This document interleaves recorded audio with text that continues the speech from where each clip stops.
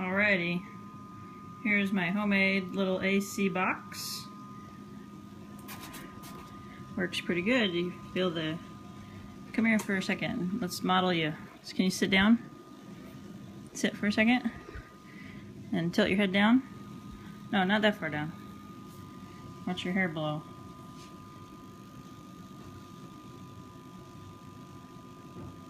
Gives you an idea how fast it's blowing.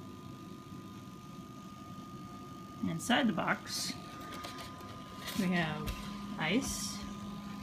Just a 10-pound bag of ice. It's running off battery. And this fan here, which is just basically pointing down inside the cooler. I cut a hole, and that stays. And then I got a PVC pipe here, like two PVC pipe, and a personal air conditioner. So ice in here says it should last 24 hours, and so we'll see after an hour what the temperature is in the room.